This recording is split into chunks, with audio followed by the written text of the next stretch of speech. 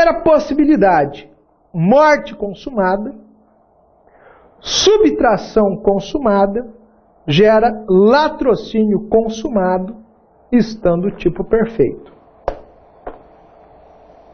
Morte consumada, subtração tentada, configura, de acordo com o entendimento sumulado do STF, súmula 610, latrocínio consumado. Então, senhores, senhoras e senhoritas, é por isso que vocês não podem falar que latrocínio é roubo seguido de morte. Porque dá-se a impressão que para haver a caracterização do crime de latrocínio, há necessariamente que ter havido a consumação da subtração, quando na realidade essa necessidade não existe. O que é necessário para caracterizar o latrocínio é o quê? Resultado morte. Mais uma vez destacando, tanto faz que esse resultado morte seja produzido dolosamente ou culposamente. Terceira possibilidade, morte tentada e subtração tentada. Não há dúvida de que o latrocínio será também tentado, nos termos do artigo 14, inciso 2º do Código Penal. Houve início de execução de um tipo que não se perfez por circunstâncias alheias à vontade do agente. E morte tentada e subtração consumada. A tentativa de latrocínio. Morte tentada e subtração consumada. A tentativa de latrocínio. Se o latrocínio se consuma apenas com a morte, não havendo morte, o tipo complexo do latrocínio não se perfez. Acaso os assaltantes matem várias pessoas durante o roubo para garantir o sucesso deste, mas seja violado o patrimônio de apenas uma vítima, surge a dúvida quanto à ocorrência de crime único, visto que o bem jurídico primordialmente visado pelos criminosos e protegido pela norma é o patrimônio, ou de concurso de crimes, mais de um latrocínio. Greco refere que nesse aspecto o STJ recentemente mudou seu posicionamento, que pugnava pelo crime único, passando a reconhecer a presença do concurso formal impróprio quando ocorrer mais de uma morte, mesmo que tenha havido subtração patrimonial única. Essa posição jurisprudencial, contudo, dissocia da doutrina predominante que pugna pelo crime único em caso. Em outro aspecto, note-se que é indispensável, segundo dicção do dispositivo em evidência, que haja violência física para que as qualificadoras incidam.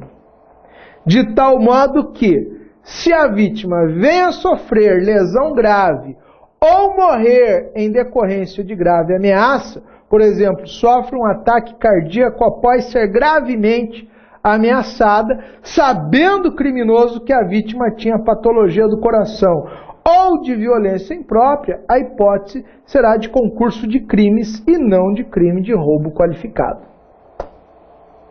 Sobre o roubo qualificado, não podem incidir as majorantes do parágrafo 2º do artigo 157, consoante posição já sedimentada por uma questão topográfica.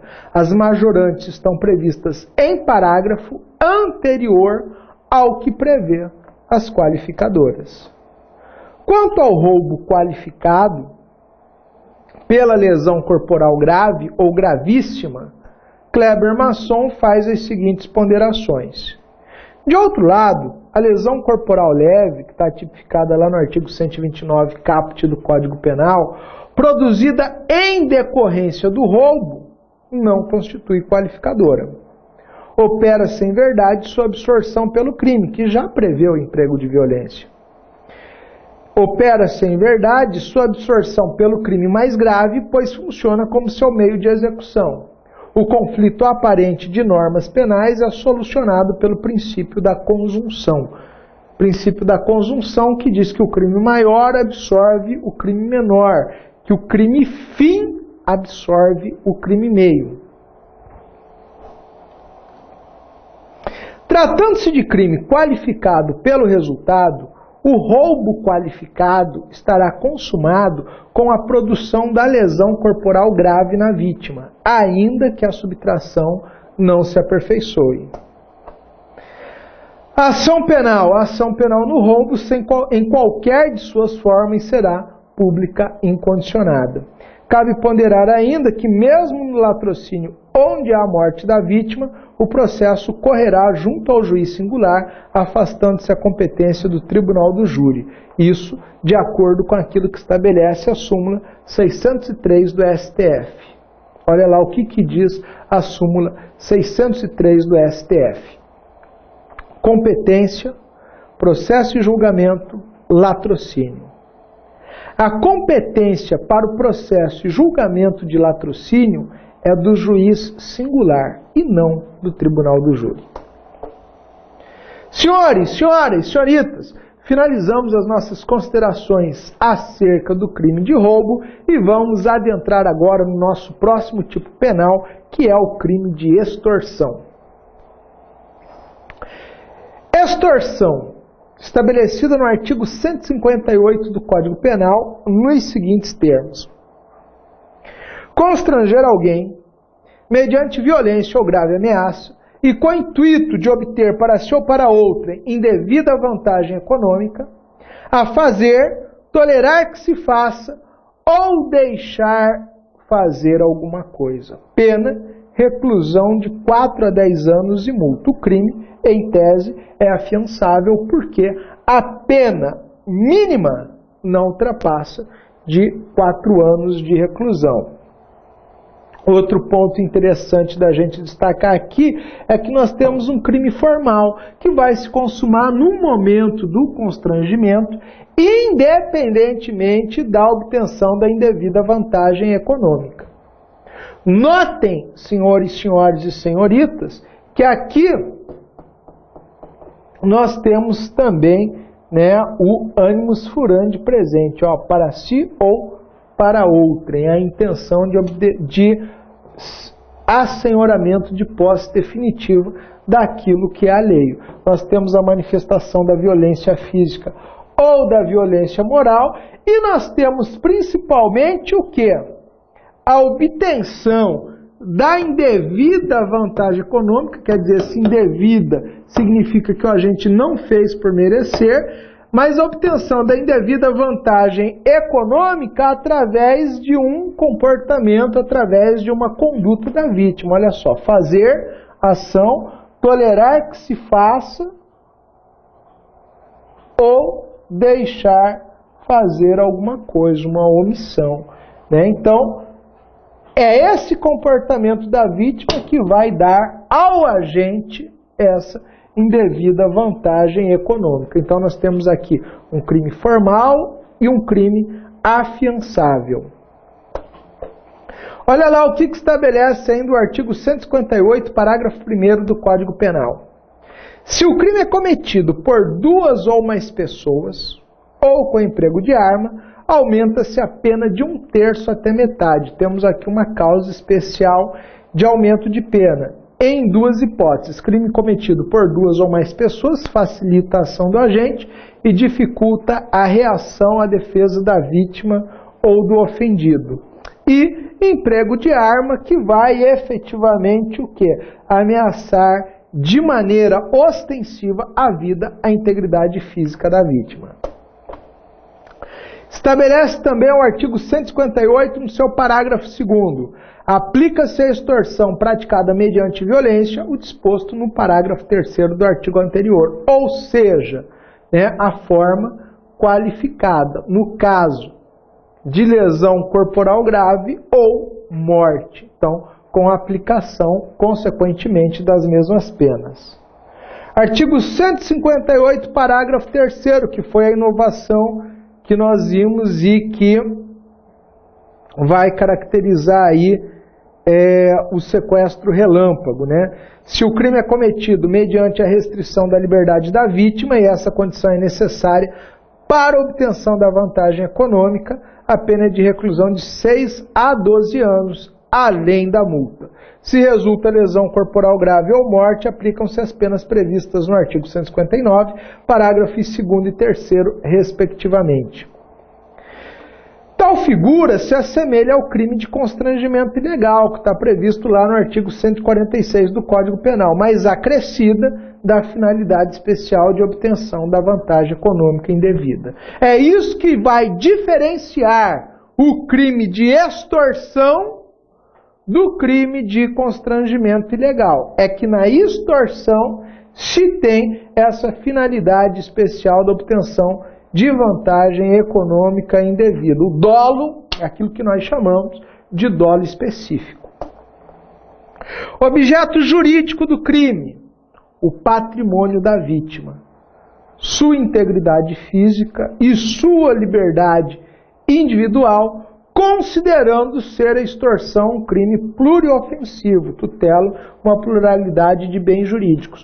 Por que ela tutela uma pluralidade de bens jurídicos? Porque a extorsão também é um crime complexo, tal qual o roubo. Então, é uma junção de crimes formando um crime e, consequentemente, se é uma junção de crimes e cada crime protege um bem jurídico, vai ser uma junção também de objetos jurídicos protegidos. Olha aqui, constranger. O que é esse constranger aqui que a gente está falando? É aquele constrangimento ilegal lá do artigo 146 do Código Penal. Todas as vezes que os senhores, que as senhoras, que as senhoritas tiverem no tipo penal essa palavrinha aí, constranger, ela faz remessa ao crime que está previsto no artigo 146 do Código Penal, constrangimento ilegal. Mediante violência. Que crime se caracteriza mediante violência? Lesão corporal, homicídio. Ou grave ameaça. Aquela ameaça lá do artigo 147 do Código Penal. Então você tem aqui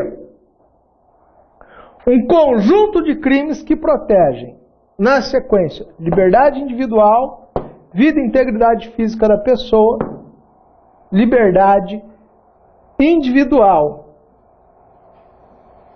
Então, você tem aqui um crime complexo, que formou um tipo penal para proteger o patrimônio. Então você tem a proteção do patrimônio, você tem a proteção da liberdade individual, você tem a proteção da vida, você tem a proteção da integridade física, você tem a proteção da saúde, tudo aqui dentro do crime de extorsão. É por isso que nós chamamos ele de um crime pluriofensivo, porque vai ofender a vários bens jurídicos, porque o tipo penal protege, tutela vários bens jurídicos.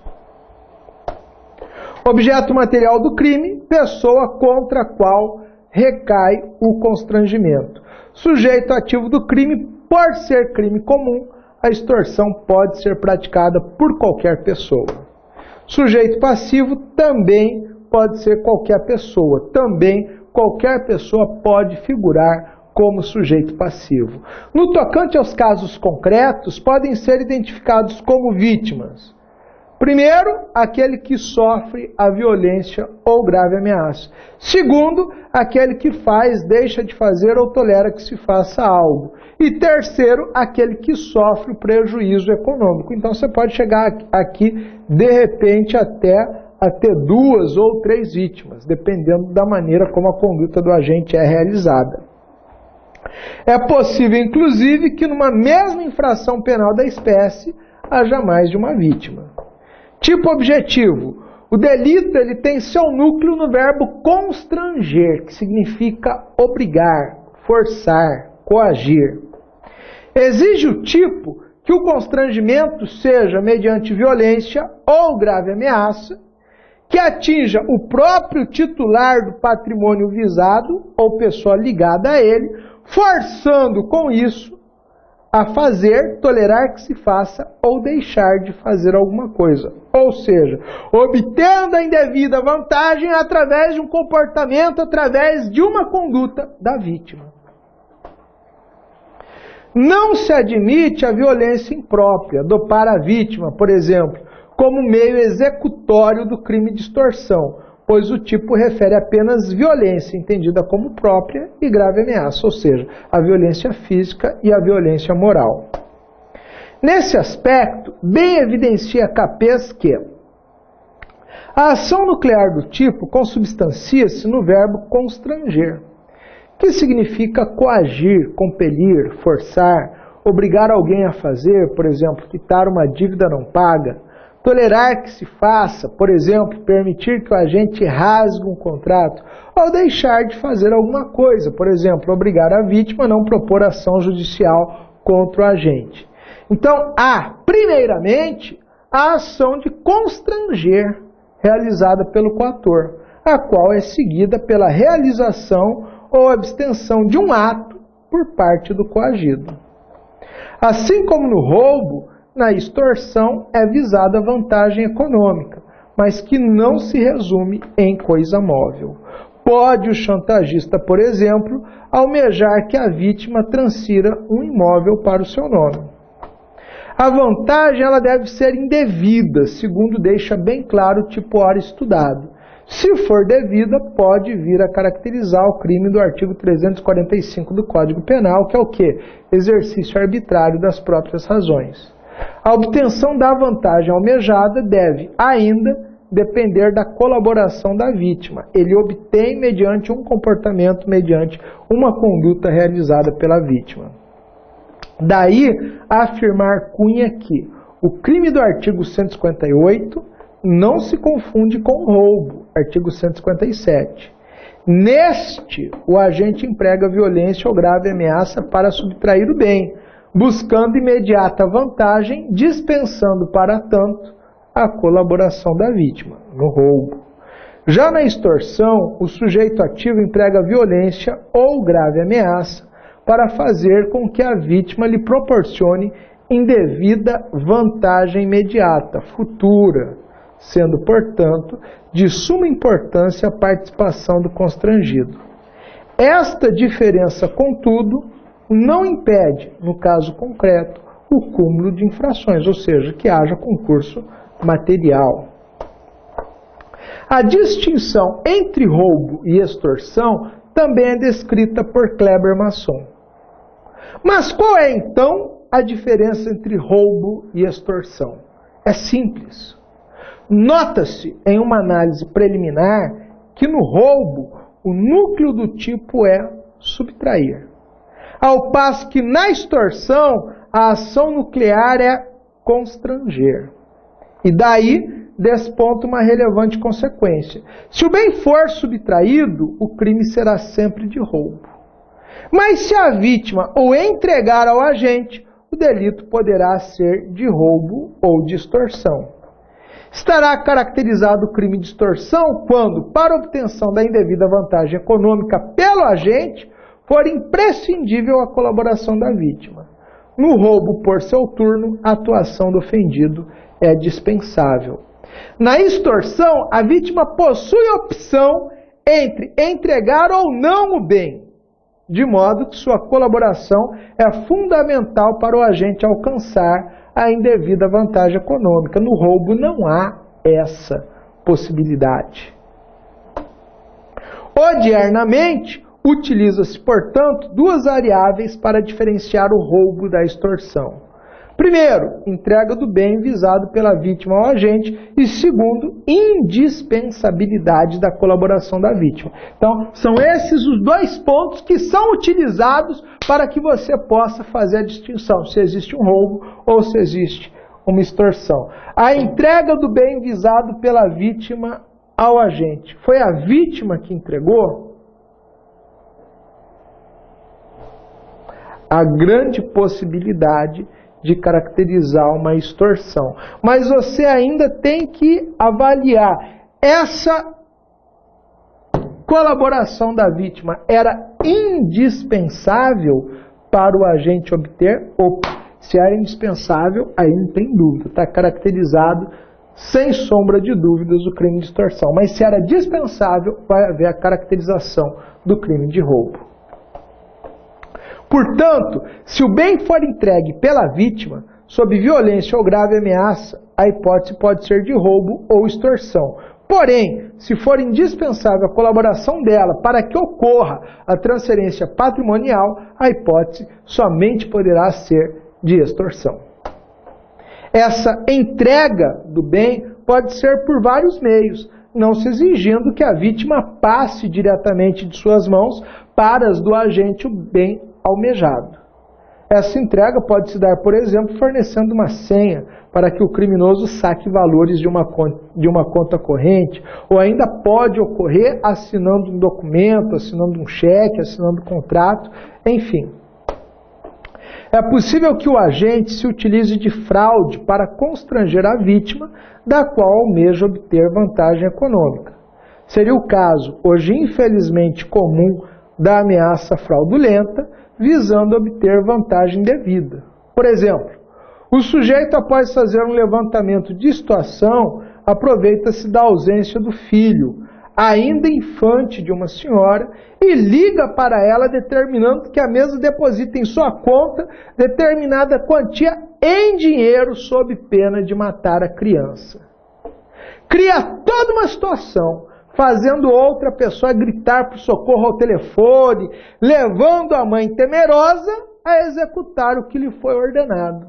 Nessa situação, nota-se que a ameaça não era real, porém foi idônea para intimidar. Houve, portanto, extorsão prevista no artigo 158 do Código Penal. É interessante, interessantíssima essa modalidade de golpe, porque ela está disseminada na televisão, nos rádios, as pessoas sabem, as pessoas conhecem, mas mesmo assim as pessoas ainda caem sem muitas vezes tomar os cuidados necessários. Já tentaram aplicar esse golpe em mim, ligaram para mim e tal, mas tentar ligar para mim, justo para mim, macaco velho, escolado, não colou, estava num barzinho, né, com alguns alunos. E aí a gente começou a brincar com o cara lá querendo dar pressão e tal, e a gente só passando o celular de um por um, cada hora. Era um que atendia o telefone, falava uma bobagem pro cara, quer dizer, não colou.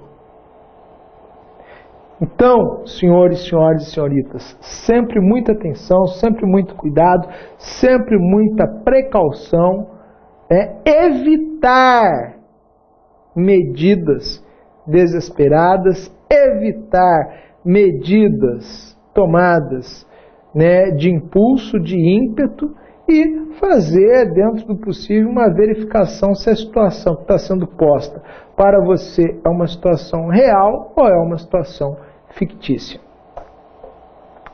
Tipo subjetivo do crime: somente a punida extorsão em sua forma dolosa.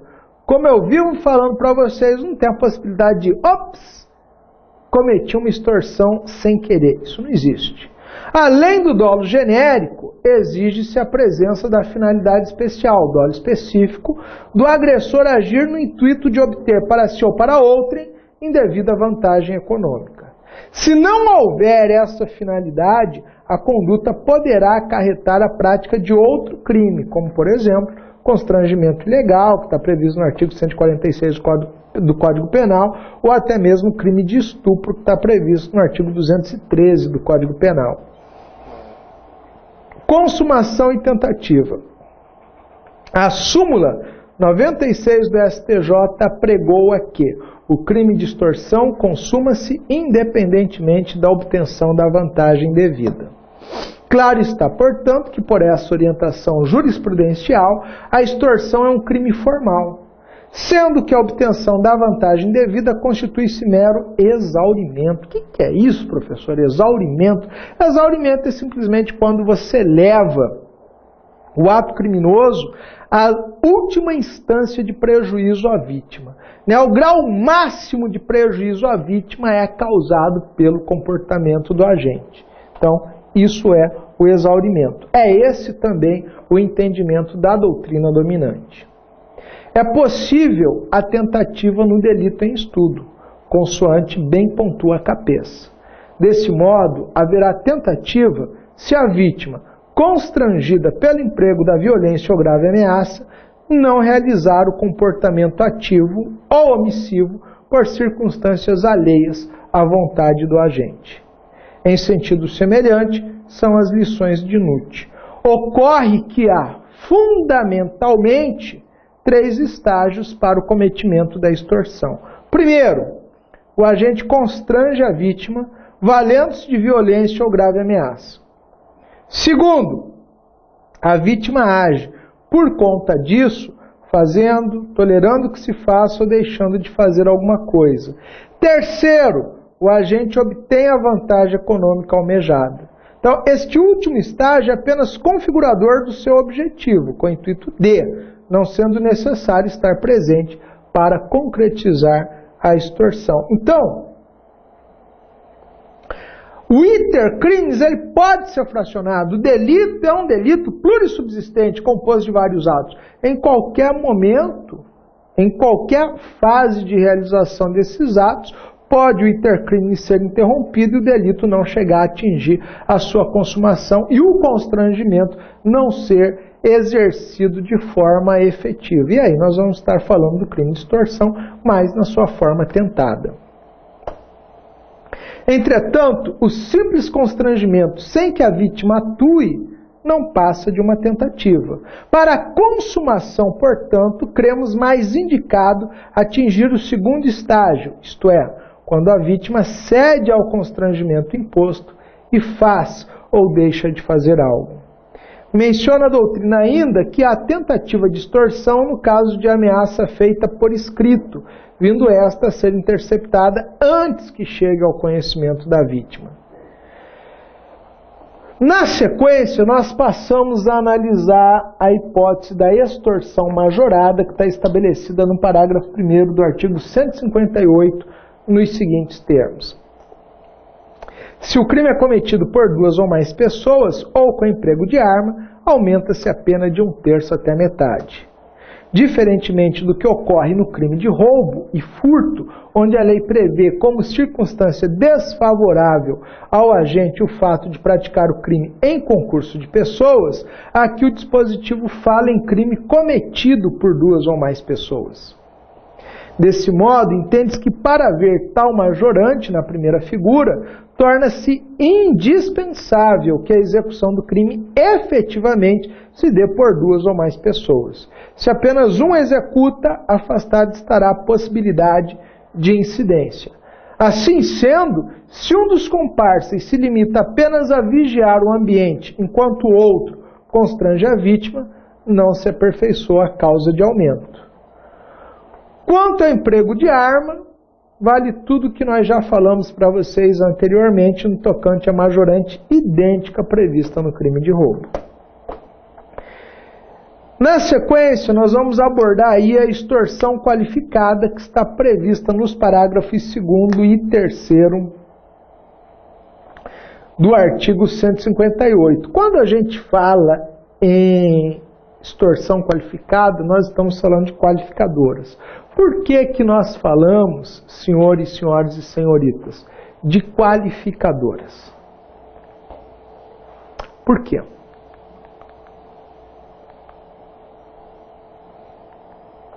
Porque nós temos pena mínima e pena máxima diferenciadas da pena mínima e da pena máxima estabelecidas no caput. Sempre que for fração, acréscimo, nós estamos falando de causas especiais de aumento de pena. Sempre que for pena mínima e pena máxima diferenciadas, nós estamos falando de qualificadoras. Então, as qualificadoras da extorsão estão previstas nos parágrafos 2º e 3º do artigo 158 in verbis. Parágrafo 2º.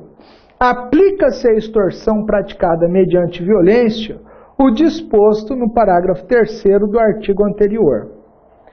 Parágrafo 3º. Se o crime é cometido mediante a restrição da liberdade da vítima e essa condição é necessária para a obtenção da vantagem econômica, a pena é de reclusão de 6 a 12 anos, além da multa. Se resulta lesão corporal grave ou morte, aplicam-se as penas previstas no artigo 159, parágrafo 2º e 3º, respectivamente. O parágrafo 2º exterioriza disposição que apenas remete para os casos de roubo qualificado, ou seja, prevê situações de extorsão em que há a morte da vítima ou que esta sofre lesão corporal grave ou gravíssima.